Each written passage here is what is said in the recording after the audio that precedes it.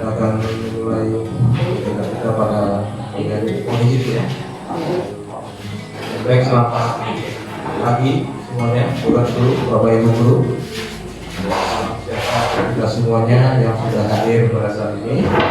Kita bersyukur kepada Tuhan hari ini masih bisa diberikan kesehatan dan kekuatan, sehingga hari ini kita bisa berkumpul bersama pada kegiatan aksi nyata modul 174 budaya positif yang akan nanti disampaikan oleh rekan kita, yaitu Pak Juy. Karena pada saat ini Pak Juy Herbi sedang mengikuti program guru penggerak. Sederhananya guru penggerak itu salah satu program dari Kementerian Pendidikan untuk boleh diikuti oleh guru-guru yang terdaftar di Polri. Artinya guru penggerak ini sebagai nanti penggerak dari guru-guru yang lainnya. Artinya dia yang menjadi contoh, dia yang menjadi cerminan, dia yang menjadi dalam suatu sekolah dia yang memang betul-betul menularkan hal-hal yang baik dan positif. Dan yang salah satunya kegiatan hari ini nanti akan disampaikan oleh Pak Juy dengan presentasinya. Terima kasih yang sudah hadir pada pagi hari ini, Dewan Guru dari SMP Bukit Hermon dan juga Pak Suhaili ya dari SMP Negeri 7 Tebas, dan juga teman-teman dari mahasiswa SMP juga. Kenapa kami mengumpulkan sedemikian banyak orang? Karena dari aturan yang berlaku ketika melakukan presentasi, ya Pak Juy melakukan presentasi ini, partisipannya atau audiensnya itu harus minimal 10 ya. Pak Juy ada sampai ke saya minimal 10. Ini terkendala juga karena total di sini guru cuma 8 ya, cuma 8 ditambah Pak Juy sebagai narasumber, berarti pendengarnya hanya 7 ya, hanya 7. Makanya itu kita bantuan dari teman-teman, dari rekan guru yang lain, dari mahasiswa SMP Bukit Zaitun juga yang sudah menyempatkan hadir pada pagi hari ini. Kita dukung teman kita pada saat ini, rekan kita yang mengikuti kegiatan ini. Nah, jika seandainya Pak Juy ini lulus menjadi guru penggerak, itu akan berdampak positif juga bagi sekolah ini, ya, bagi sekolah ini. Berarti bisa dapat dikatakan bahwa SMP Bukit Hermon memiliki guru penggerak, ya. Jadi tepuk tangan dulu ya untuk menyemangati Pak Juy juga. Jadi kalau seandainya Pak Juy lulus, jadi di SMP Bukit Hermon itu terdapat satu guru penggerak, ya, terdapat satu guru penggerak. Mudah-mudahan yang lainnya juga nanti bisa menyusul, ya. Saya juga mungkin tahun depan Pak Juy ini, tahun depan bisa menyusul juga untuk proses guru penggerak ini. Nanti Pak Juy akan menyampaikan presentasinya selama 1 jam 60 menit. Jadi kalau bisa diikuti dengan baik sampai dari awal sampai akhir ya Pak Juy ya. Jangan takut kami bosan Pak Juy ya. Pak Juy dari kemarin sudah menyampaikan takut kami bosan dan segala macam. Jangan takut karena kita sama-sama menunggu ya. Coba tahu ada makan siang kan? Ya, untuk supaya setelah ini ngantuk kan? Iya ya. Tapi jangan juga dipaksakan Pak Juy ya. Karena kita ini sama-sama membantu ya, sama-sama. Baik ya, dengan begini kita dari saya mewakili guru-guru yang lain. Untuk waktu selanjutnya saya serahkan ke Pak Juy sebagai narasumber, sebagai penyampaian materi pada bagian. Silakan. Terima kasih kepada Bapak Ali yang telah memberikan kata sambutan tentang aksi nyata saya modul 1.4 budaya positif. Betul kata Pak. Betul.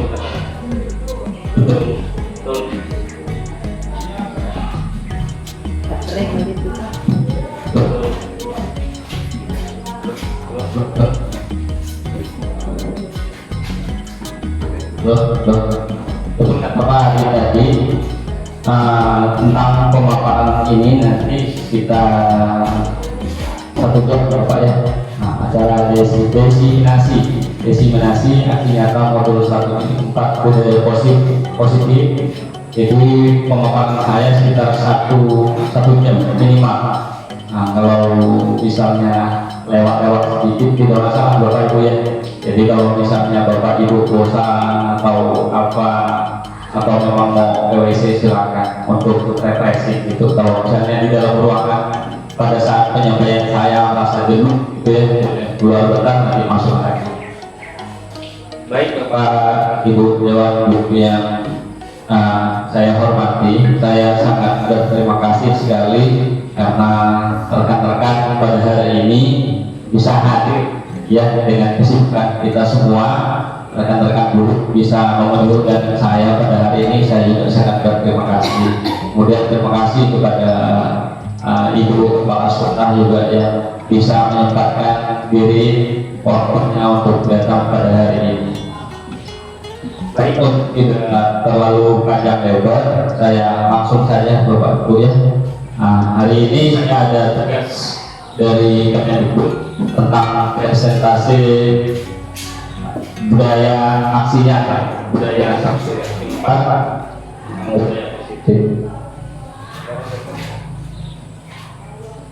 Oke, saya mulai. Assalamualaikum warahmatullahi wabarakatuh. Salam damai sejahtera, Om Swastiastu, namo buddhaya, salam kebaikan rahayu untuk kita semua. Puji syukur kita panjatkan kepada Tuhan Yang Maha Esa, yang mana pada hari ini saya masih diberi kesehatan untuk menyampaikan diseminasi tentang budaya positif. Jadi saya akan paparkan slide, nanti slide-nya sekitar 6 slide, jadi agak banyak Bapak Ibu ya. Saya tampilkan dulu. Apakah saya boleh duduk di sini? Atau berdiri? Berdiri ya? Ya, berdiri. Saya akan Bapak Ibu, ini fasilitas kami. Ini yang membimbing kami nanti Bapak Ibu di SPDSD. Beliau membimbing kami dalam sistem dari Zoom. Jadi kami tidak pernah kenal sama Bapak Irwan ini, tidak pernah ketemu secara langsung. Ketemunya hanya dari. Jadi selama 6 bulan nanti Pak Irwan ini membimbing kami. Jadi 6 bulan waktunya sangat panjang. Jadi beliau juga memberikan nilai. Nanti apakah calon guru penggerak selama 6 bulan itu lulus atau tidak. Ini Pak Irwan Wahyudi SPDSD, tinggal di Pontianak. Nah, ini pengajar praktik kami Ibu Nuraiman SPD, sekaligus pendamping individu Bu Nyoman. Kadang-kadang sebulan sekali dia datang ke sekolah untuk menilai, memberikan penilaian dengan instrumen-instrumen yang sudah diserahkan ke kami, ya sejenis supervisi mentor. Jadi Bu Nuraiman ini kepala sekolah SMP Negeri 2 Sembawi. Jadi kemungkinan nanti Februari datang lagi Bu Nuraiman. Kemudian saya sendiri di sini Bu Herbi dari SMP Budi Hermon, calon guru penggerak angkatan 7 Kabupaten Sambas. Ada pembelajaran khusus kita pada hari ini. Yang pertama, CGP dapat menyampaikan pembelajaran dari penerapan konsep inti dari modul budaya positif serta pemahaman mereka mengenai konsep inti dalam modul budaya positif. Kemudian tujuan yang kedua, pemahaman saya terhadap konsep-konsep kunci dalam modul budaya positif, yaitu nanti ada sekitar 7 materi Bapak Ibu. Ada 7 materi. Yang pertama itu perubahan paradigma belajar. Kemudian yang kedua disiplin kognitif. Yang ketiga itu motivasi perilaku manusia. 4 kebutuhan dasar manusia. Kemudian 5 psikoto restitusi. 6 keyakinan kelas, dan terakhir ke-7 segitiga restitusi. Jadi cukup lumayan banyak materi, harus ada 7 yang harus saya sampaikan semua. Jadi saya takut ke tempat tadi bilang takut bosan ya, jadi kita santai saja Bapak Ibu ya. Nah, jadi santai saja. Insyaallah kata Pak Hari nanti ada konstruksi yang sudah disiapkan. Nah, di pendidikan hukum negara ini materi 21 sebenarnya tentang pendidikan menurut Hajar Dewantara. Maksud pendidikan di sini adalah menuntun segala kekuatan kodrat yang ada pada anak agar mereka dapat mencapai keselamatan dan kebahagiaan yang setinggi-tingginya baik sebagai manusia maupun anggota masyarakat. Itu maksud dari pendidikan menurut Bapak Ki Hajar Dewantara. Jadi proses menuntun di sini, proses menuntun segala kekuatan kodrat yang ini. Nah, kodrat di sini biasanya dibikin jadi dua, kodrat alam dan kodrat zaman. Jadi kita di sini sebagai pendidik harus mengajar itu sesuai kodrat zaman. Jadi kalau zamannya teknologi, jadi mau tidak mau harus menggunakan seperti ini slide-nya. Kemudian pendidik juga dibedakan sebagai petani. Nah, jadi seorang pendidik itu ibaratnya sebagai petani. Bapak Ibu kan tahu petani itu tugasnya apa? Nah, petani di sini ya tugasnya itu menanam padi. Jadi setelah ditanam, jadi petani itu bisa menuntut tumbuhnya padi, ia dapat memperbaiki kondisi tanah, kemudian memelihara tanaman padi, kemudian petani juga memberi pupuk dan air. Petani bisa membasmi ulat-ulat atau jamur-jamur yang mengganggu hidup tanaman padi dan lain sebagainya. Jadi pendidik itu diibaratkan sebagai petani. Dia bisa menuntun tanaman-tanaman agar bisa tumbuh bagus. Ya, walaupun nanti bijinya jelek, kalau pendidiknya bagus, itu otomatis bisa berubah. Karena ada sesuatu agak akal ya. Tapi kalau lingkungannya nanti sudah bagus, nanti pasti dia berubah. Kita lanjut ya. Nah, di sini ada pertanyaan pemantik untuk saya.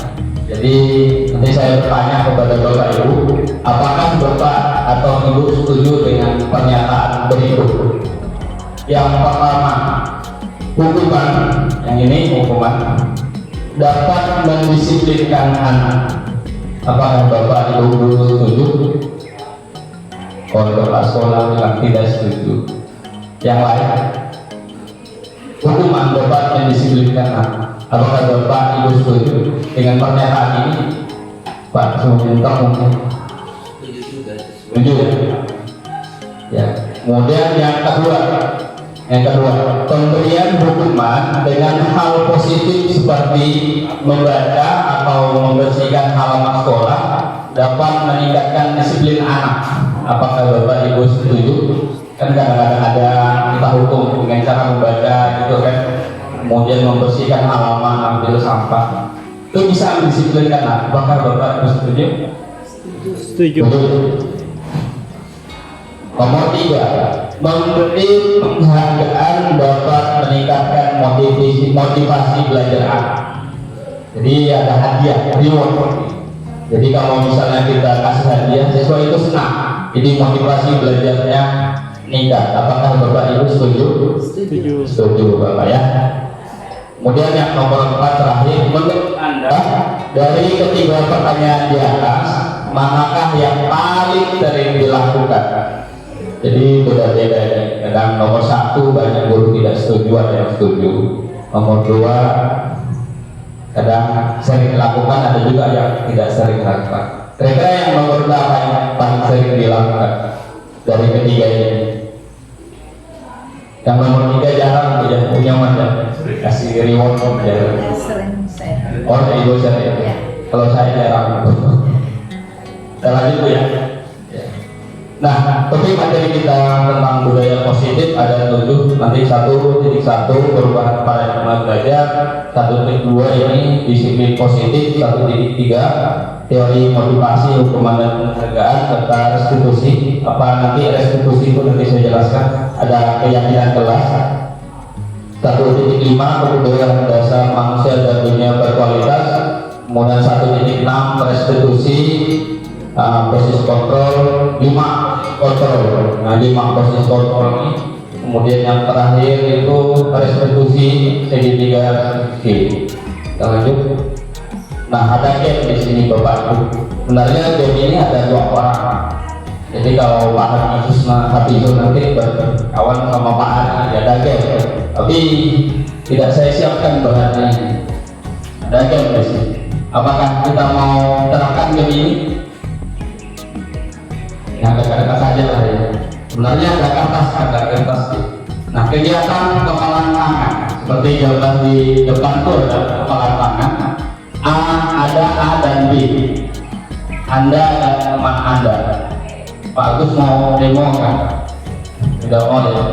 Nah, nanti si A ini sobeklah dari kertas kecil. Jadi kalau mau diterapkan boleh. Kalau mau diterapkan bisa loh. Yang ada kertas, yang anak SMP mungkin sobek kertas kecil boleh. Nah, si A nanti ada si B ya, abang yang di sebelah baju hitam nanti jadi si B ya. Kita ikuti yang kita mainkan bang ya. Satu orang aja lah. Mohon maaf ya. Nah, si A ini sobeklah dari kertas kecil. Kemudian tulis benda atau sesuatu yang sangat berharga Anda. Boleh itu kata-kata motivasi atau apa, terserah mau tulis apa, sama pacar pun boleh. Ya, ditulis. Letakkan di salah satu tangan Anda dan genggam benda sesuatu tersebut dengan segala daya. Buatlah sebuah tempat. Udah dari koyak. Ditulis sesuatu di dalam. Nanti ditaruh di sini. Genggam. Nah, ini tugas yang si B ini. Teman Anda yang si B akan mencoba dengan sekuat tenaga dengan berbagai cara untuk meminta Anda memberikan benda tersebut. Jadi si yang baju hitam ini nanti mencoba meminta membuka pelatangannya. B bisa menggunakan data tunjukkan. Jadi mau ambil barang yang digenggam ini boleh kata-kata bujukan. Kemudian boleh juga mengancam kalau dia tidak mau berikan sesuatu. Boleh juga menghardik, ya. Boleh juga kata-kata rayuan. Kemudian boleh kata-kata menyuap. Apa saja yang dapat membuka kepelantangan Anda. Nah, dan ya campur. Nanti kasihkan ke teman yang si ini cukup tenaga ini. Nah, yang si A seperti yang si B nanti gunakan kata-kata boleh ulang. Coba. Boleh langsung. Paham ya? Ya, pakai Melayu. Ya, boleh lah. Yang penting dia mau. Ya. Boleh merayu, boleh membujuk, boleh mengancam, terserah abang lah. Yang penting bisa ambil di dalam ini. Di dalam kertas ini yang penting bisa diambil. Nah, ada apa? Ada pulpen. Boleh. Nah, coba.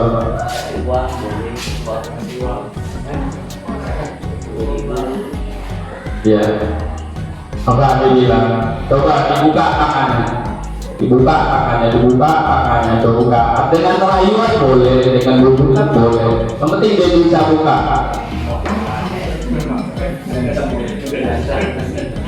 Ancam kalau dia tidak mau, boleh. Dan bisa dibuka, tidak bisa. Apa yang terjadi? Yang si tekannya di kepala apabila dibuka itu apa yang terjadi? Rasa apa? Oh, tidak ada rasa apa-apa ya. Nah, yang kemudian si B kalau gagal membuka tanganmu, tangan temannya, apa yang kamu rasakan?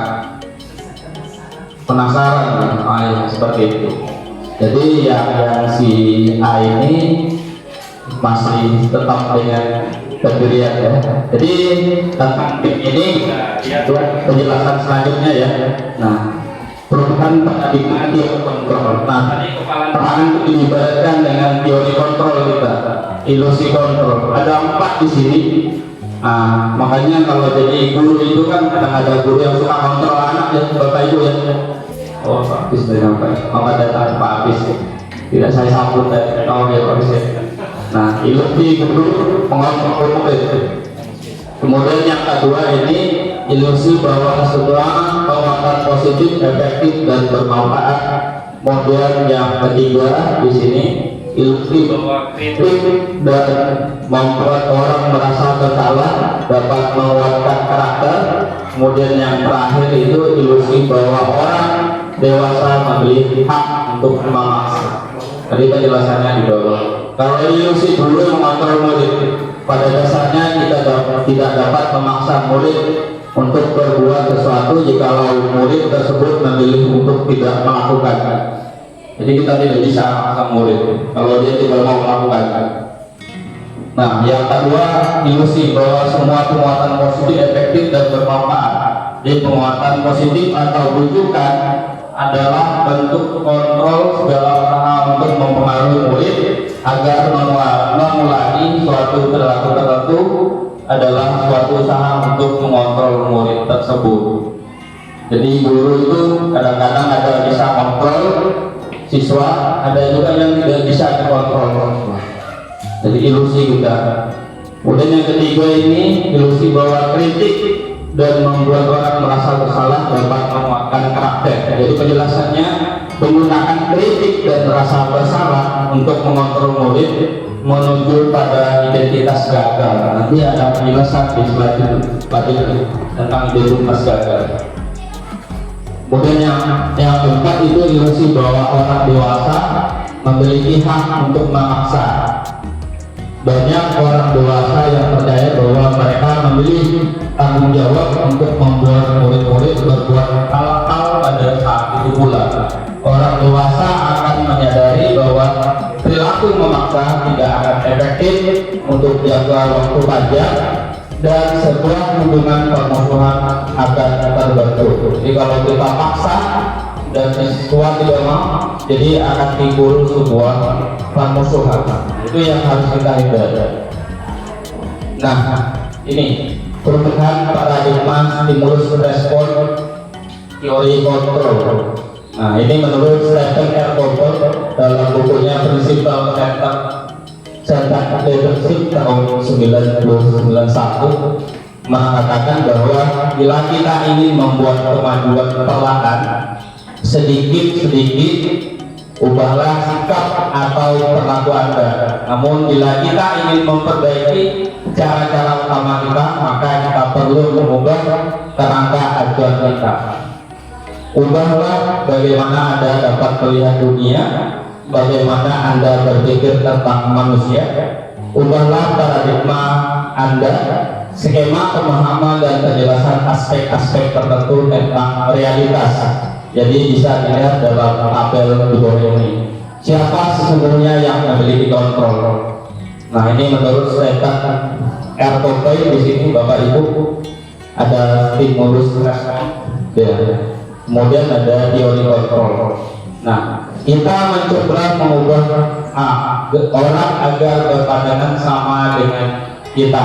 Jadi teori kontrolnya kita berusaha memahami pandangan orang lain tentang dunia. Kemudian yang kedua, perilaku buruk dilihat sebagai suatu kesalahan. Nah, di teori menurut Stephen R. Covey itu semua perilaku memiliki tujuan.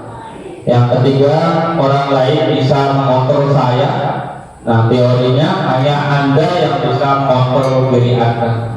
Jadi kita tidak bisa mengontrol orang lain, hanya kita yang bisa mengontrol diri kita sendiri.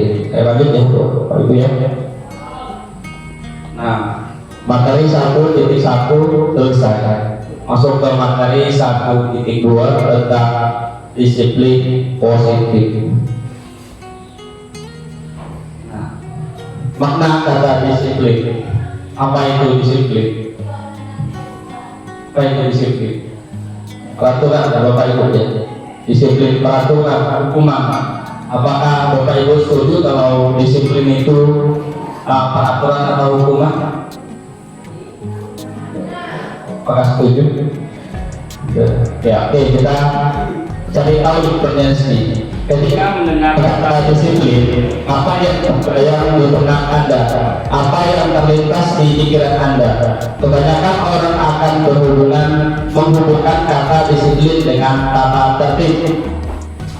kemudian teratur dan kepatuhan pada peraturan.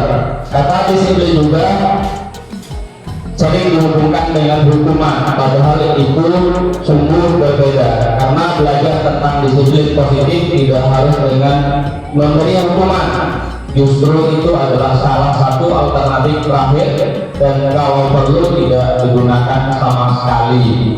Jadi disiplin itu memberikan hukuman, kalau perlu tidak sama sekali. Ini menurut buku Bapak Ibu ya.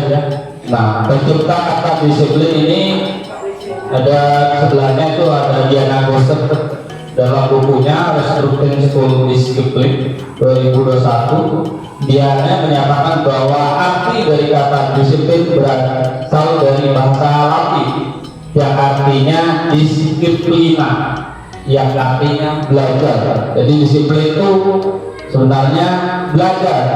Kemudian kata disiplina yang kedua juga berasal dari akar kata yang sama dengan disciple atau murid atau pengikut.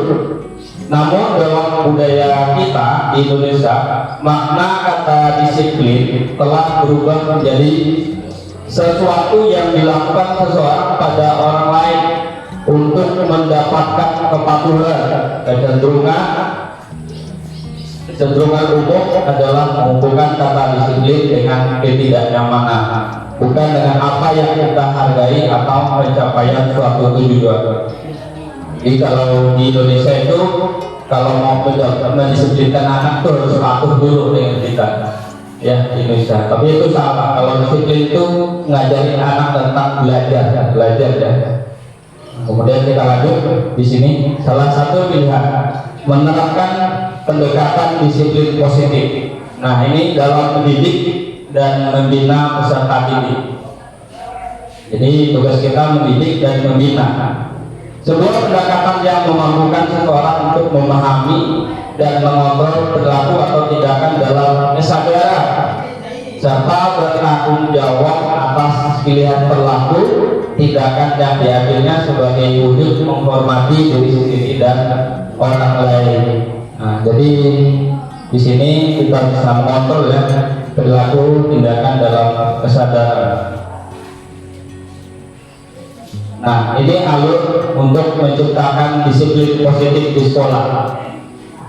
Ya, mulai dari kepemimpinan instruktur, kemudian kualitas pembelajaran nanti di sekolah, ada refleksinya di sini, perbaikan pembelajaran oleh guru. Nah, menuju ke profil pajak Pancasila yang digabungkan sama menteri, ada ini beriman kepada Tuhan Yang Maha Esa dan berakhlak mulia. Kemudian ada dapat menentukan sikap gotong royong. Nanti kalau sudah disuarakan ada apa ini namanya kreativitas, nalar kritis, kebinekaan global dan kemandirian.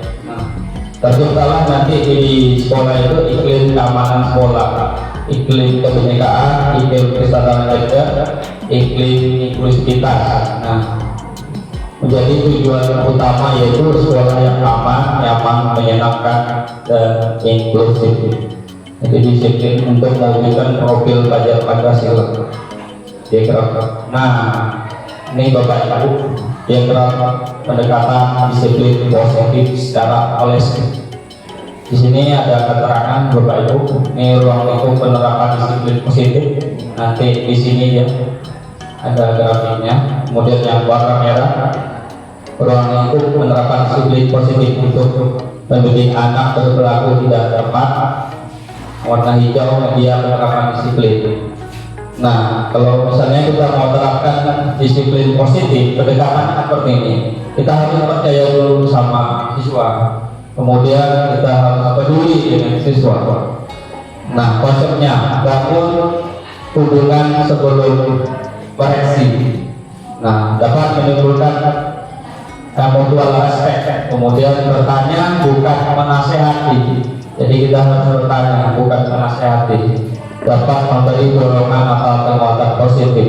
Nah, lewat dialog sini, medianya lewat dialog ini, kita bisa memahami sebab dan akibat.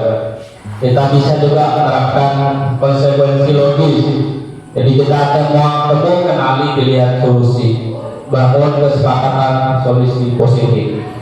Nah, ini dalam kalau mau disiplinkan anak itu medianya itu hanya dialog, Bapak-Ibu ya. Tumbuhkan dulu sikap percaya dan peduli. Jadi sering-sering dialog.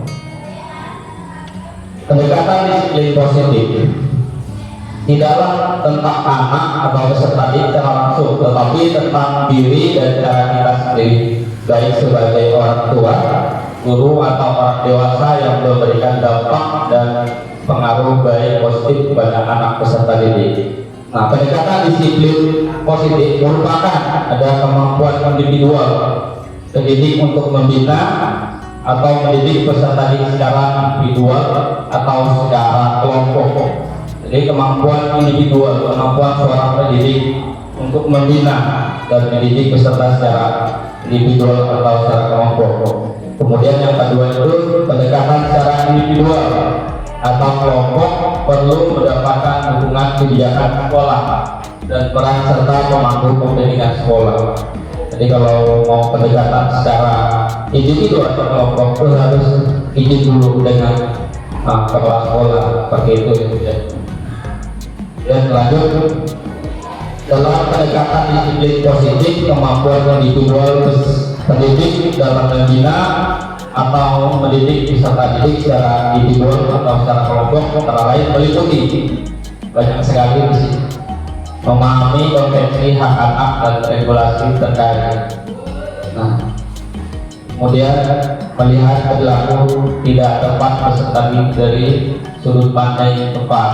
Nah, di sini yang sangat menarik, menangani perundungan, ya, kekerasan dan intoleransi peserta didik di sekolah secara efektif. Biasanya di sekolah ini suka perundung ya. Ada kekerasan. Kemudian kita juga bisa mengenal pendekatan disiplin positif dalam mendisiplinkan dan menumbuhkan karakter peserta didik. Kemudian mengembangkan dialog yang menumbuhkan kesadaran sikap bertanggung jawab dan rasa hormat. Itu pendekatan disiplin secara kemampuan individual. Nah, bentuk penerapan disiplin positif di sini dapat dilakukan diri sendiri terlebih dahulu, ini guru, nanti diintegrasikan dalam proses belajar mengajar di kelas, kemudian diterapkan secara guru dan sistem dan kebijakan pembinaan peserta di sekolah. Dapatlah kita temukan namanya gerakan disiplin positif di sekolah. Tadi akan kolaborasi antara guru, kepala sekolah, dan murid. Nah, di sini integrasikan dalam proses belajar mengajar. Seperti apa disiplin positif kalau jika diintegrasikan dalam proses belajar mengajar di kelas? Ya, kita bisa mengajar dan mendidik sebagai proses fasilitasi yang memampukan anak. Kemudian yang kedua, membangun kesepakatan kelas berperilaku di kelas dan di sekolah. Jadi ada kesepakatan nanti di kelas. Kemudian kita juga boleh mengadakan pertemuan berkala untuk refleksi kesepakatan kelas dan menumbuh kembangkan pemikiran perilaku positif peserta didik. Kita juga boleh menggunakan metode kolaborasi dibandingkan kompetensi. Ya, guru juga bisa mengadakan penataan ruang kelas yang menunjang proses pembelajaran, kemudian memberikan kesempatan kepada peserta didik untuk mengambil peran dan tanggung jawab. Ya, itu integrasinya dalam belajar mengajar di kelas. Habis Bu, materi 1.2 sudah selesai. Apakah sudah bosan? Masih 4 slide. Lanjut. Teori motivasi, hukuman dan penghargaan serta restitusi. Ya, teori motivasi perilaku manusia. Ada dua di sini. Ada motivasi eksternal, ada motivasi internal di sini. Jadi motivasi eksternal itu seperti apa? Nah, ini untuk menghindari ketidaknyamanan atau hukuman apa yang akan terjadi apabila saya tidak melakukannya. Kemudian untuk mendapatkan imbalan dari orang lain, instruksi apa yang akan saya dapatkan apabila saya melakukannya. Kemudian yang ketiga, action internal untuk menghargai saya akan jadi orang seperti apa bila saya melakukannya. Nah, dihukum oleh penghargaan. Apa ini dihukum oleh penghargaan? Oke, duduk. Nah, di sini bahwa penghargaan berlaku sama dengan hukuman dalam arti meminta atau membujuk seseorang melakukan sesuatu untuk memenuhi suatu tujuan tertentu dari orang lain yang meminta atau membujuk dorongannya eksternal dan akan ada faktor ketergantungan beberapa dampak dari pemberian penghargaan. Ini menurut Al-Ticon tahun 1963. Jadi kalau diukur ini ada nanti pengaruh jangka pendek dan jangka panjang. Nanti penghargaan menghukum, ada penghargaan mengurangi ketepatan, penghargaan tidak efektif, penghargaan merusak hubungan. Dihukum untuk penghargaan. Nah, dihukum oleh penghargaan bisa menurunkan kualitas. Penghargaan juga bisa mematikan kreativitas. Penghargaan bisa mengurangi motivasi intrinsik. Jadi tidak baik. Bentuk program kebajikan apresiasi saya lanjut, ya. Nah, contoh pengakuan apresiasi kebajikan. Nah, ini dari seperti ini. Kemarin saya perhatikan nilai kebajikan, rasa empatimu besar sekali. Situasi bisa dilakukan pada saat menolong murid baru di kelas kita. Nah, jadi ini contoh pengakuan dan apresiasi kebajikan. Nah, guru juga bisa ngomong seperti ini, saya menghargai. Nah, nilai pendidikan apa yang didapat kepedulianmu? Nah, situasi apa yang bisa kita katakan pada saat kamu membantu teman-temanmu di tugas kelompok? Jadi ada sebuah pengakuan. Nah, guru juga bisa ngomong seperti ini, terima kasih untuk. Jadi nilai kebajikannya merasa tanggung jawab. Nah, dalam situasi apa kita mengatakan terima kasih pada saat kamu memungut kertas-kertas yang berserakan di lantai. Jadi boleh dikasih apresiasi atau pengakuan. Ada sebuah pertanyaan di sini Bapak Ibu. Jadi kemudian nanti dijawabnya. Nah, saya boleh tanya satu-satu kan? Nanti saya kasih tugas perbedaan hukuman dan konsekuensi. Pernah nggak Bapak Ibu melakukan hukuman atau konsekuensi seperti tabel di depan? Mencatat 100 kali di dalam buku kalimat, saya tidak akan terlambat lagi karena terlambat ke sekolah. Nah, di sini jawabannya, apakah ini hukuman atau konsekuensi? Konsekuensi. Ya, konsekuensi ya. Kita lanjut dulu ya. Nanti jawabannya ada di slide. Nah, ini termasuk kan tinggal dijawab hukuman atau konsekuensi. Oke, konsekuensi ya.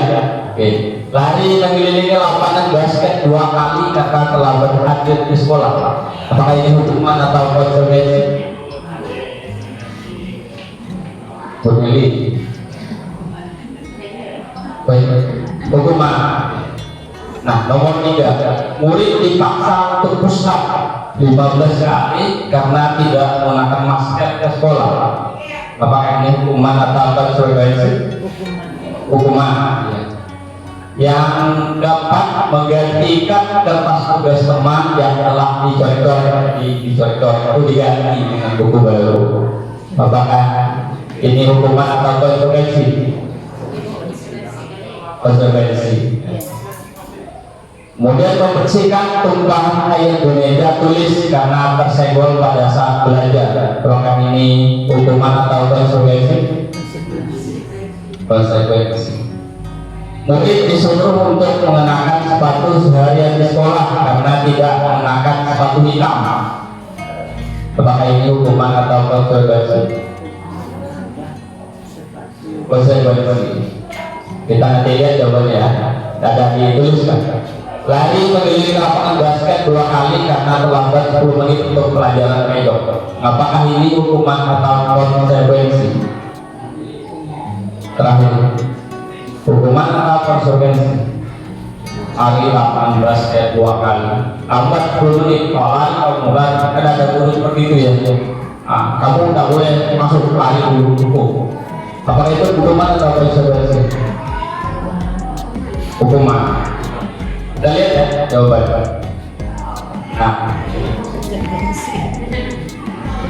Mencatat 100 kali di dalam buku kalimat saya tidak akan terlambat lagi karena terlambat ke sekolah itu merupakan hukuman. Jadi ada bentuk fisik ya, lari mengelilingi lapangan basket 2 kali karena telah menghadiri di sekolah. Ya, itu hukuman. Push up juga hukuman. Nah, ini menggantikan kata tugas ini konsekuensi. Membersihkan air di meja konsekuensi. Murid disuruh untuk mengenakan sepatu seharian di sekolah, tidak mengenakan sepatu hitam hukuman. Nah, lari, ini lari ini harusnya hukuman karena sini kan bentuknya fisik, tapi di sini jawaban dari instruktur itu konsekuensi.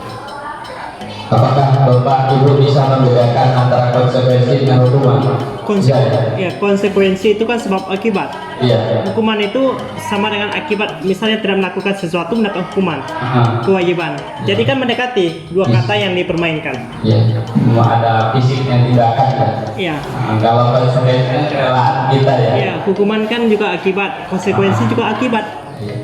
Seperti itu. Tapi sudah paham ya. Paham.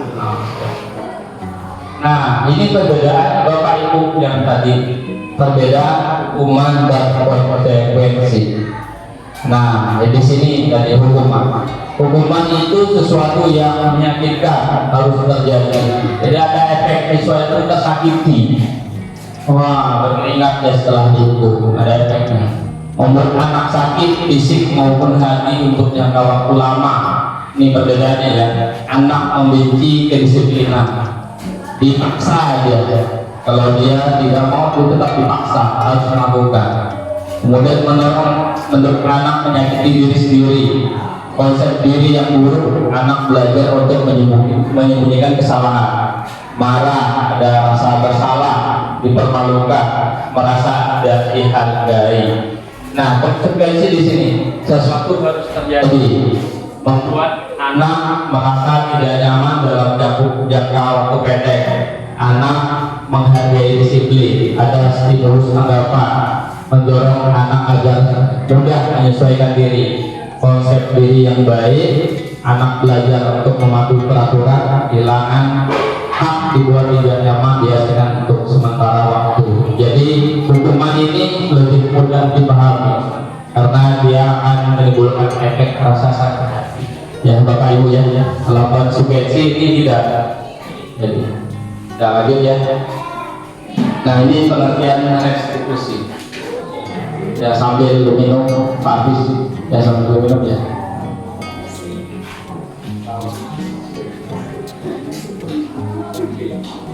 Apa itu restitusi?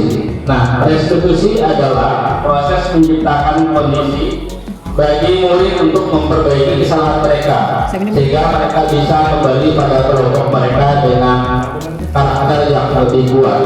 Restitusi juga merupakan proses kolaboratif yang mengajarkan murid untuk mencari solusi untuk masalah mereka dan membantu murid berpikir tentang orang seperti apa yang mereka ingin menjadi atau tujuan sebenarnya, dan bagaimana mereka harus memperlakukan orang lain. Itu dari Agustus tahun 2004. Jadi restitusi itu menciptakan kondisi bagi murid untuk memperbaiki kesalahan mereka. Itu poin. Ya lanjut Pak. Nah, restitusi itu ada dua. Nanti ada identitas gagal, ada identitas sukses. Ya. Nah, kalau identitas gagal itu hukuman. Menurut saya ini kalau tidak boleh sama sekali yang identitas sukses di sini untuk mendisiplinkan anak itu harus menggunakan konsekuensi yang hitam ini tidak diperlukan. Kalau bisa yang warna hijau ada restitusi. Tadi restitusi di sini memperbaiki kesalahan. Nah, jadi kalau misalnya hukuman sesuatu yang menyakitkan harus terjadi, kita hanya begitu. Jadi kita harus sesuatu yang harus terjadi. Nah, restitusi merupakan pilihan. Nah, biasanya di sini mana ya? Sama-sama saudara. Nah, yang ini korban mendapatkan keadilan, kemudian yang konsekuensi korban bisa diabaikan. Nah, restitusi korban mendapatkan ganti. Ada juga murid atau anak akan tersakiti, identitas suksesnya murid atau anak dibuat tidak nyaman. Kemudian yang lebih baiknya itu murid atau anak mendapat penguatan itu. Kemudian ada juga peraturan adalah kamu harus. Kemudian kalau konsekuensi apa peraturannya? Mampukah kamu melakukannya? Terima kasih. Kemudian restitusi apa yang kamu yakini, apa yang bisa kamu lakukan untuk memperbaiki masalah ini. Ini nanti yang di tabel ini ada videonya Bapak Ibu. Di akhir slide nanti saya munculkan videonya Bapak Ibu ya, seperti apa nanti hukuman, konsekuensi atau restitusi. Ada ini hanya Bapak. Nah, 9 ciri-ciri restitusi ini juga ada videonya nanti. Saya lanjutkan saja Bapak Ibu ya. Kita nonton video. Nah, sudah habis materi 1.3, masuk ke 1.4. Keyakinan kelas. Pertanyaan kemana? Mengapa keyakinan kelas? Mengapa ada peraturan kelas saja? Mengapa keyakinan kelas? Mengapa tidak juga peraturan saja? Ada yang bisa jawab? Oke, yang nomor 1, mengapa kita memiliki peraturan tentang penggunaan helm pada saat mengendarai roda 2 atau motor? Kemungkinan jawaban siswa itu untuk keselamatan. Kemudian yang nomor 2, mengapa kita memiliki peraturan tentang penggunaan masker dan mencuci tangan setiap saat? Kemungkinan jawabannya untuk kesehatan atau keselamatan. Nah, ini contoh dari kesepakatan kelas untuk membuat keyakinan kelas Bapak Ibu seperti ini. Kata kelas, kemudian kami guru. Nah, ini baik digunakan di sekolah, kalau bisa dibuat sebagus mungkin, nanti ditempel di depan kelas atau pojok belakang, buat sebuah keyakinan di kelas seperti ini. Dan di sini pengertian dari keyakinan kelas dan pembentukan keyakinan sekolah atau kelas. Keyakinan kelas itu bersifat lebih abstrak daripada peraturan yang lebih rinci dan konkret. Keyakinan kelas berupa pernyataan-pernyataan universal. Kemudian pernyataan keyakinan kelas senantiasa dibuat dalam bentuk positif. Keyakinan kelas hendaknya tidak terlalu banyak sehingga mudah diingat dan dipahami oleh semua warga kelas. Keyakinan kelas lainnya sesuatu yang dapat diterapkan di lingkungan tersebut. Semua warga kelas hendaknya ikut berkontribusi dalam perbuatan keyakinan kelas lewat kegiatan kurang pendapat. Bersedia menjawab kembali keyakinan kelas dari waktu ke waktu. Oke, nah ada quiz lagi Bapak Ibu. Kita quiz dulu. Lihat tabel di samping ada peraturan. Kemudian di sebelahnya masih kosong, nanti dijawab nanti ada keyakinan kelas di sini. Ya, lihatlah tabel di samping ini dan tulislah nilai kebajikan yang tujuh dari peraturan yang tercantum di kolom sisi kiri. Masih ingat bahwa nilai-nilai kebajikan universal merupakan nilai-nilai lintas budaya bahasa, suku bangsa, agama seperti. Nanti jawabannya cari di sini Bapak Ibu ya. Ada yang saya kasih warna kuning. Ada keadilan, kehormatan, peduli, integritas, kejujuran, pelayanan, keamanan, kesabaran, tanggung jawab mandiri, berprinsip, keselamatan, kesehatan, dan lain. Peraturan yang tercantum di sisi kiri tidak terbatas pada peraturan yang ditemui di kelas atau sekolah, namun peraturan yang bisa kita temui di masyarakat. Nah, di sini ada peraturan. Selalu kembalikan buku ke tempatnya. Keyakinan kelas apa yang dibapak? Tanggung jawab, oh ya, tanggung jawab ya. Oke, ada tanggung jawab. Mana Pak? Ya ada, coba ya. Tadi jawab tak jawab. Dilarang mengganggu orang lain. Keyakinan kelas apa yang dibapak? Nilai kebaikan apa?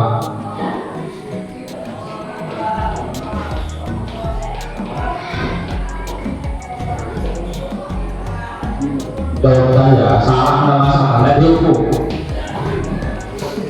Coba ini. Hadir di sekolah 15 menit belum pembelajaran dimulai.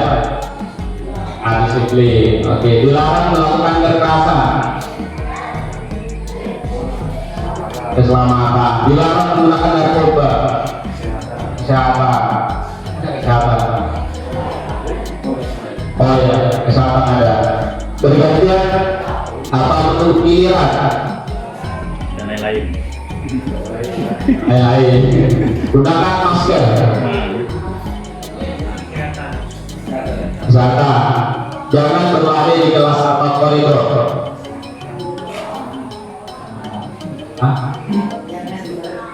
Lain-lain. Jangan berlari di kelas atau koridor. Keselamatan. Kita lihat jawaban Bapak Ibu ya. Jawaban Bapak Ibu. Tanggung jawab tadi betul di atas. Nomor 2 tidak dijawab ya. Nomor 5 menghormati atau penghormatan tadi kan. Atau berkomitmen. Ada keselamatan tadi ya.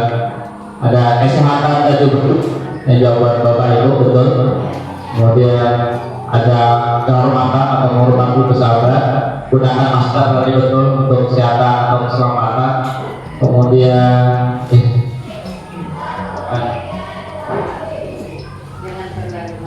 keselamatan dan keamanan dan berlari.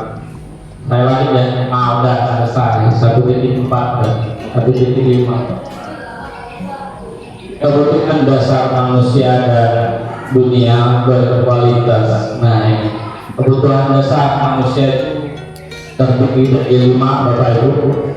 Ya, yang pertama ini kebutuhan untuk bertahan hidup atau survival, kasih sayang dan rasa diterima, keluarga dan glory, kemudian kebebasan, freedom, kesenangan atau fun, penguasaan, power.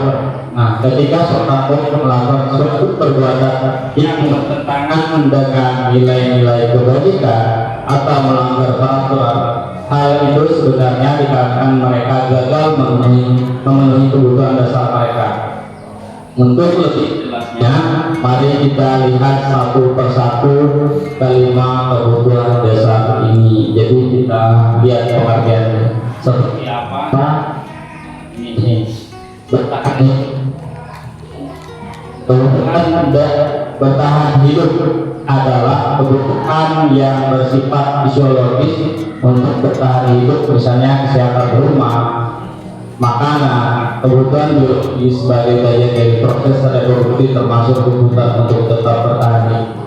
Kemudian kasih sayang dan rasa diterima, kebutuhan untuk disayangi dan diterima meliputi kebutuhan akan hubungan dan koneksi sosial, kebutuhan untuk memberi dan menerima kasih sayang, dan kebutuhan untuk merasa menjadi bagian dari suatu kelompok.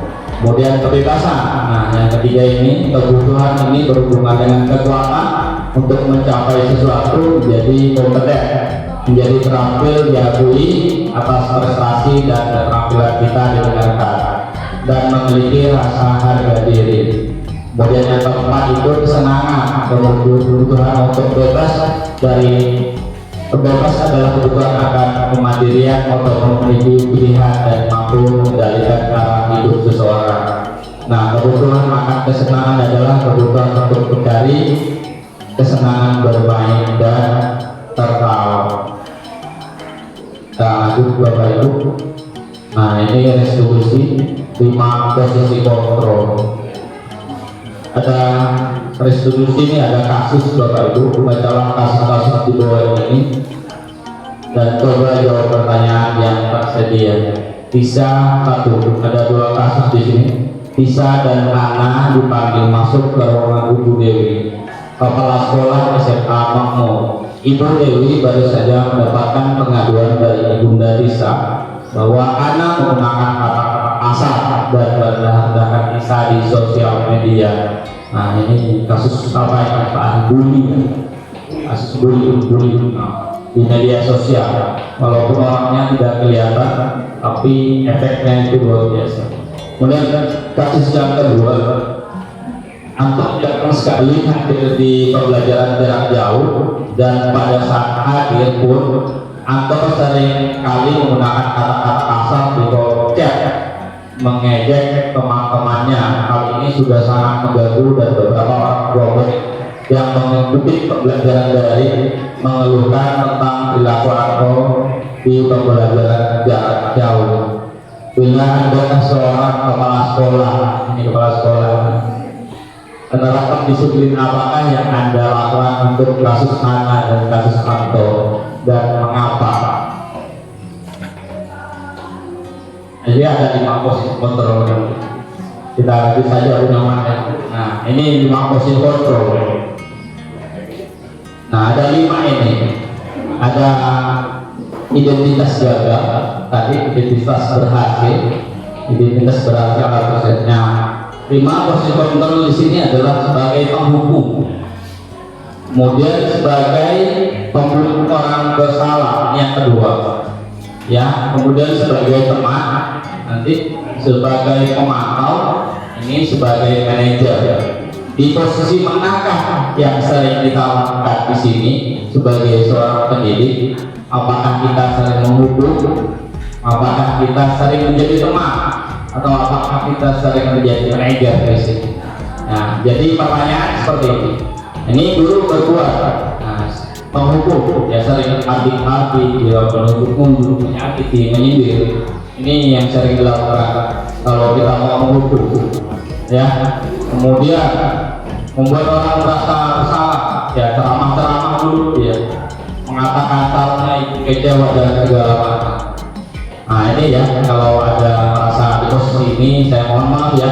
Nah, kemudian dia merasa menjadi teman bagi siswa, membuat alasan-alasan untuk muridnya. Kemudian dia memantau, menghitung dan mengukur. Manajer mengajukan pertanyaan, ya. Nah, kemudian guru berkata lagi, ini tadi kan guru berdua, ini guru berkata, kalau takut tidak melakukan yang awas ya, rasakan, ini dihukum, ini kalimat menghukum ini. Nah, kalau kalimat membuat orang merasa bersalah seperti ini, kamu seharusnya kamu sudah tahu, ibu lelah sekarang mengatakan, ibu stres. Kalau ada kata-kata seperti ini berarti membuat orang merasa bersalah. Kemudian sebagai teman, kata-kata guru seperti ini, ayolah lakukan demi ibu. Masa kamu tidak mau? Ingat, tidak ibu pernah bantu. Nah, jadi teman. Nah, kalau pemantau bikin peraturan, apa peraturannya? Ya, kalau pemantau itu ada peraturan, kalau bikin peraturan, pemantau.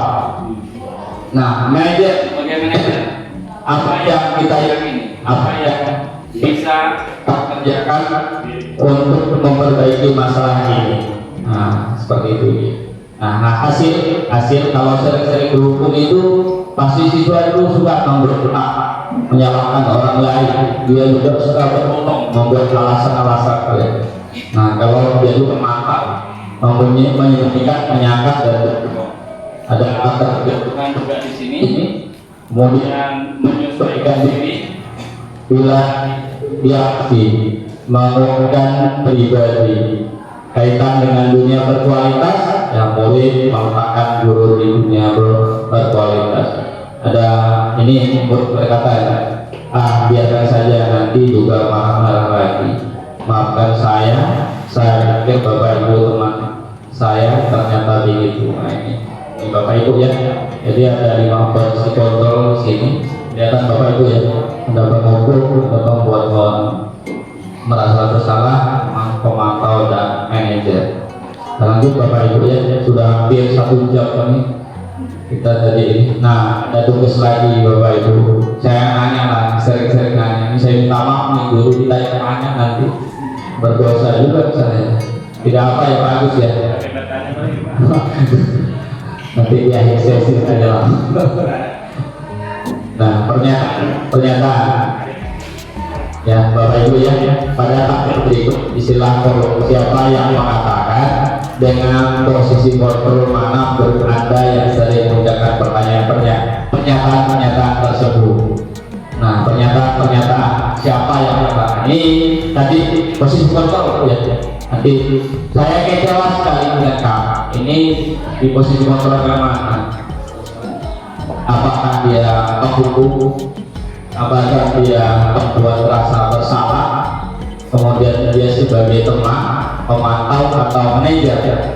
Kata-katanya membuat rasa bersalah. Oke. Yang kedua, kamu tidak pernah benar melakukan apa ini? Mantap. Oke. Ayolah lakukan demi ibu atau bapak. Teman, apakah kamu mau mendapatkan stiker bintang hari ini? Manajer ya? Iya, manajer. Bagaimana kamu bisa menyelesaikan masalah ini? Bagaimana? Manajer dulu. Oke. Kamu selalu lihat. Kamu selalu yang paling terakhir. Apa ini? Kamu selalu yang paling terakhir. Mantap. Kita lihat jawaban Bapak Ibu ya. Oh, ada ya. Oh, yang terakhir ini penghukum, membuat orang merasa bersalah. Tadi betul, ada penghukum, ada sebagai teman, ada pemantau, ada manajer, ada penghukum. Jadi saya itulah sekali dengan kamu. Ini pembuat orang merasa bersalah. Kamu tidak pernah benar melakukannya. Dia sebagai penghukum. Ayolah lakukan demi ibu bapak itu sebagai teman. Apakah kamu mau dapat stiker untuk pemantau atau bintang hari ini? Bagaimana kamu bisa menyelesaikan masalah ini sebagai manajer? Kamu selalu yang paling terakhir untuk hukum ya. Tadi ada beberapa benar dari Bapak Ibu. Nah, ini sudah masuk ke modul 1 ini terakhir Bapak Ibu ya. Materi kita terakhir substitusi segitiga substitusi. Jadi ada 3 di sini. Ada menstabilkan identitas, kemudian nanti validasi tindakan yang salah, ada menanyakan keyakinan. Jadi kalau kita ingin memperbaiki siswa yang ini, jadi kita akan segitiga substitusi. Kita nonton video saja. Ya, penerapannya seperti apa? Kita lihat video berikut ini.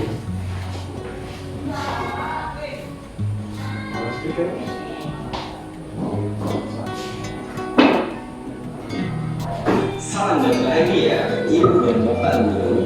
Pada modul sebelumnya kita telah mengenal konsep restitusi untuk membangun disiplin positif di sekolah-sekolah kita. Kali ini kita akan belajar bagaimana cara melakukan restitusi dengan menerapkan prinsip sisi 1 segitiga restitusi menurut Brian Wilson. Mari kita lihat lagi 3 tahap dalam segitiga restitusi ini. Tahap pertama dalam segitiga restitusi adalah menstabilkan identitas murid yang berbuat kesalahan, atau dengan bahasa menyebutnya sebagai stabilized identity. Untuk mendalami tahapan pertama ini, mari kita lihat cerita pendek berikut.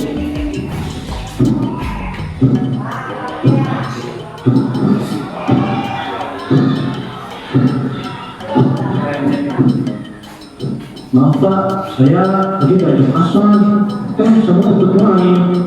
Mana kasar? Kenapa kamu juga ikut-ikutan dia? Nakal sekali, sampai kelas lebih. Kalian sekolah mau main-main atau mau belajar?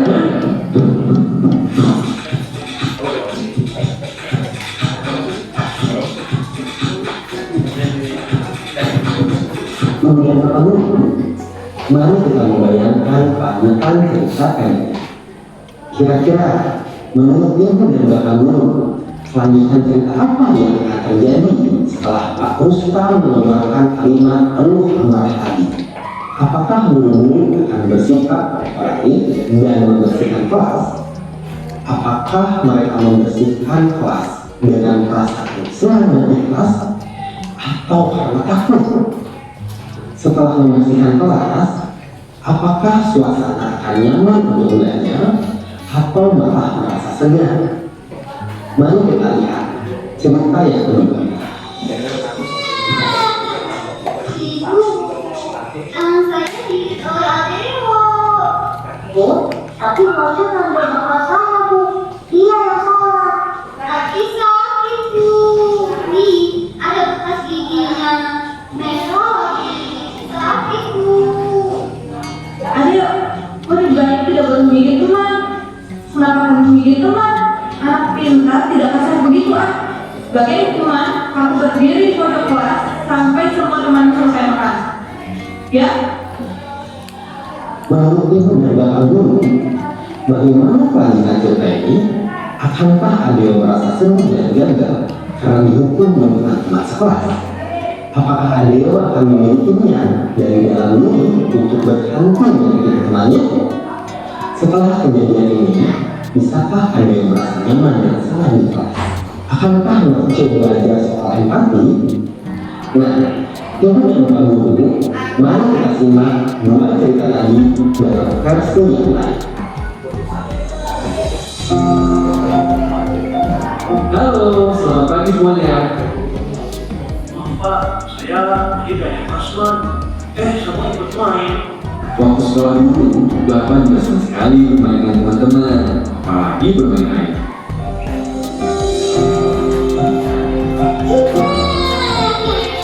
Ya, Bu. Saya di Adeo. Betul, kamu menggigit maksud. Bu, tapi kalau saya bukan dari bekas saya, Bu. Ini yang salah. Tapi sakit, Bu. Nih, ada bekas giginya. Merah lagi. Sakit, Bu. Aduh, maksud membuat salah itu tidak apa-apa. Nanti tidak akan bisa dicari siapa yang salah. Itu hanya mau masalah yang selesai. Sama-sama kita pasti bisa menyelesaikan masalah ini. Ibu dan bapak guru, kira-kira bagaimana kelanjutan kedua cerita terakhir? Apakah mungkin anak-anak kelas 11 di kelas Pak Rustam akan berani mendiskusikan cara mereka membersihkan kelas, melakukannya dengan ikhlas, lalu diikuti dengan suasana belajar yang senang dan penuh semangat? Bagaimana dengan Adeo dan Noce? Apakah akan terjadi? Mengapa sebenarnya Adeo memilih Noce? Ketika sudah memahami sebabnya, mungkinkah Noel mendorong keduanya untuk mendiskusikan suasana kelas yang nyaman untuk kedua belah pihak? Tahapan pertama segitiga eksekusi menstabilkan identitas, merupakan dasar dari segitiga eksekusi yang bertujuan mengubah identitas anak yang bersalah dan orang gagal menjadi orang sukses. Kalau segitiga eksekusi percaya jika kita sebagai guru malah mengkritik kesalahannya, kita akan membuatnya tetap ada di posisi gagal. Berada di posisi identitas gagal membuat anak cenderung menyalahkan orang lain, tidak mau mendengarkan saran, dan sibuk mempertahankan diri ketimbang mencari solusi. Kita bisa menjadi guru proaktif yang berusaha meyakinkan anak dan membawanya keluar dari kegagalan dengan mengatakan kalimat-kalimat benar. Berbuat salah itu tidak apa-apa. Tidak ada manusia yang sempurna. Ibu atau bapak guru juga pernah kok melakukan kesalahan itu. Kita bisa menyelesaikan masalah ini. Ibu atau bapak guru tidak tertarik pada kesalahanmu, tapi bagaimana mencari solusi dari kesalahan ini. Kamu berhak kok merasa begitu. Kita sudah mencoba yang terbaik yang bisa kita coba. Tidak apa-apa, namanya juga belajar. Kita perbaiki lagi sama-sama. Bukan kamu saja yang tidak berhasil dalam pembelajaran ini. Dengan menyampaikan kalimat-kalimat tersebut ketika murid melakukan kesalahan, kita berusaha memberi pemahaman pada murid bahwa kesalahan merupakan bagian dari belajar. Lewat tahapan sisi 1 segitiga restitusi, kita berusaha menyampaikan bahwa salah ataupun gagal itu hal biasa, bagian dari kita belajar untuk terus menjadi lebih baik. Dengan menormalkan kesalahan dan kegagalan, kita tidak membiarkan murid merasa sedih dan emosional berlarut-larut, yang membuat mereka tidak bisa mengakses bagian otak untuk berpikir. Menstabilkan identitas anak membantu murid menjadi tenang, kembali ke suasana hati di mana penyelesaian masalah bisa dilakukan. Dengan begitu, murid akan terlibat aktif belajar memperbaiki diri dan keadaan. Bisa jadi dengan ide-ide yang muncul dari dalam dirinya. Dengan proses restitusi, murid akan terlatih menjadi berdaya dan bertanggung jawab. Suasana disiplin positif pun dapat teraih. Ibu dan bapak guru, tidak mudah memang mengendalikan diri saat melihat murid-murid melakukan kesalahan. Semoga tahapan-tahapan yang telah dirancang oleh Dain dosen ini dapat membantu kita menyikapi perbuatan murid-murid dengan baik, mendampingi mereka mengambil pelajaran dari setiap suasana, termasuk ketika mereka melakukan kesalahan. Semangat terus belajar, ibu dan bapak guru hebat.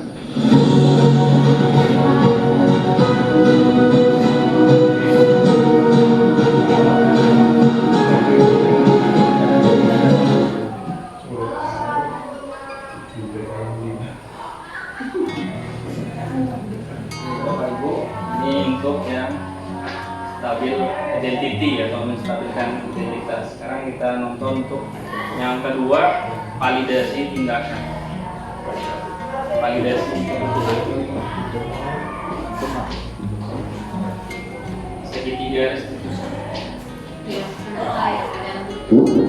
Ibu dan bapak guru, pada modul kali ini kita akan melanjutkan pembelajaran mengenai cara menerapkan restitusi yang telah dirumuskan oleh Dain dosen dalam segitiga restitusi.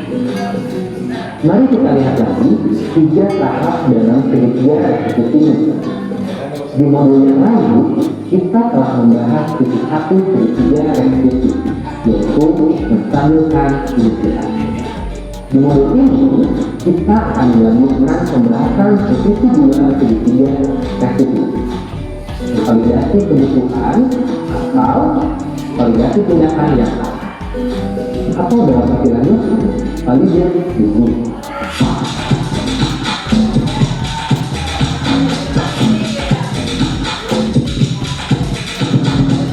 Ibu dan bapak guru, mari mengingat sejenak perilaku murid-murid kita di kelas, baik yang negatif ataupun yang positif.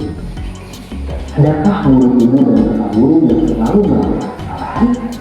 Misalnya sering kali datang terlambat.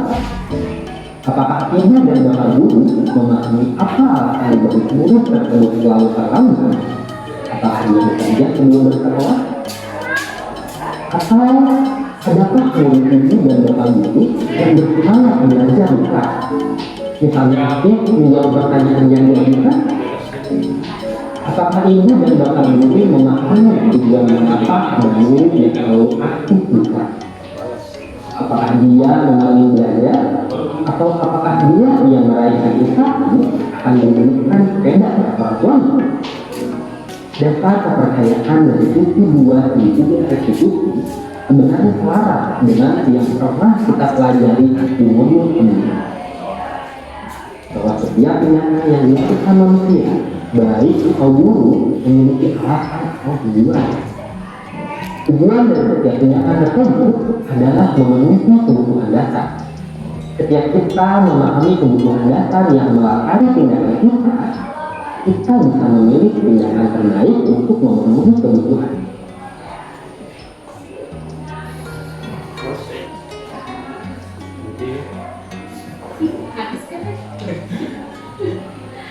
Lelet. itu seperti itu.